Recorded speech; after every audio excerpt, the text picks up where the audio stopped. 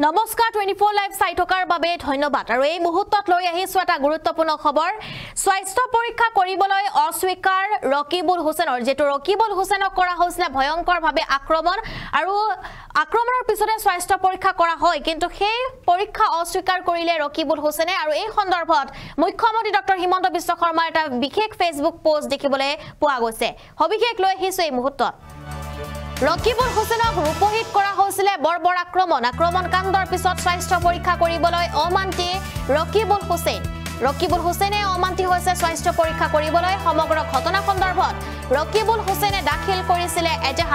এজাহাৰ দাখিল কৰিছিল আৰু এজাহাৰৰ ভিত্তিত তেওঁক কৰিবলৈ দিয়া হৈছিল স্বাস্থ্য পৰীক্ষা তেওঁক স্বাস্থ্য পৰীক্ষা কৰিবলৈ দিয়া হৈছিল কিন্তু ৰকিবুল হুছেইনে অস্বীকাৰ কৰিলে এই কথা অস্বীকাৰ কৰিলে তেওঁ স্বাস্থ্য পৰীক্ষাৰ কথা আৰু ইয়াৰ পিছতে মুখ্যমন্ত্ৰী ডক্টৰ হিমন্ত বিশ্ব শৰ্মাৰ সাংসদ গৰাকীক সহযোগৰ আহ্বান জনাইছে আৰু স্বাস্থ্য পৰীক্ষা অবিহনে তদন্ত প্ৰক্ৰিয়া সম্পন্ন কৰিব পৰা নাযাব বুলি উল্লেখ কৰিছে মুখ্যমন্ত্ৰী গৰাকীয়ে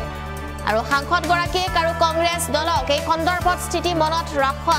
ৰখাৰো যেটো কথা উল্লেখ কৰিছে মুখ্যমন্ত্ৰী গৰাকীয়ে মুখ্যমন্ত্ৰীৰ হেয়া বিশেষ পোষ্ট আমি এই মুহূৰ্তত দেখুৱাই আছো আৰু মুখ্যমন্ত্ৰী গৰাকীয়ে যেটো উল্লেখ কৰিছে যে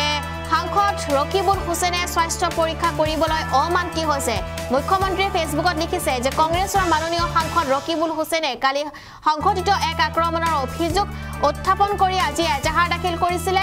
অৱশ্যে সাংসদ গৰাকীয়ে এতিয়ালৈকে চিকিৎসা পৰীক্ষা কৰিবলৈ অস্বীকাৰ কৰিছে আৰু এই পৰীক্ষা অবিহনে আইনী প্ৰক্ৰিয়া সঠিকভাৱে নিৰ্ধাৰণ তথা এজাহাৰত ভাৰতীয় ন্যায় সংহিতাৰ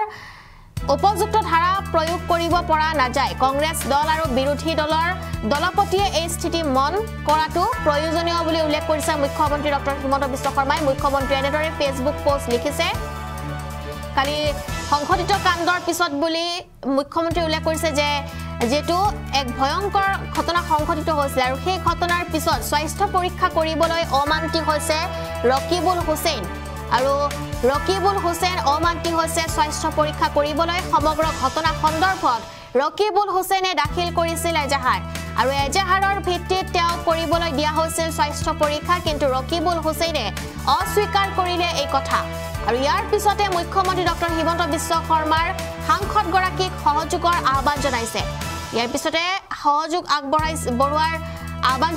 জনোৱা হৈছে আৰু স্বাস্থ্য পৰীক্ষা অবিহনে তদন্ত প্ৰক্ৰিয়া সম্পন্ন কৰিব পৰা নাযাব বুলি উল্লেখ কৰিছে মুখ্যমন্ত্ৰীয়ে সাংসদ গৰাকীক আৰু কংগ্ৰেছ দলক এই সন্দৰ্ভত স্থিতি মনত ৰখাৰো আহ্বান জনাইছে মুখ্যমন্ত্ৰী ডক্টৰ হিমন্ত বিশ্ব শৰ্মাই যেটো ৰূপহিত সংঘটিত হৈছিল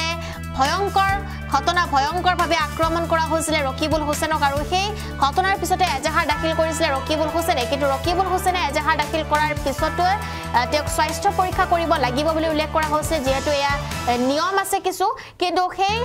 নিয়ম অস্বীকাৰ কৰিলে ৰকিবুল হুছেইনে আৰু স্বাস্থ্য পৰীক্ষা নকৰে বুলি তেওঁ উল্লেখ কৰিছে আৰু ইয়াৰ পিছতে মুখ্যমন্ত্ৰী গৰাকীৰ এয়া বিশেষ পোষ্ট দেখিবলৈ পোৱা গৈছে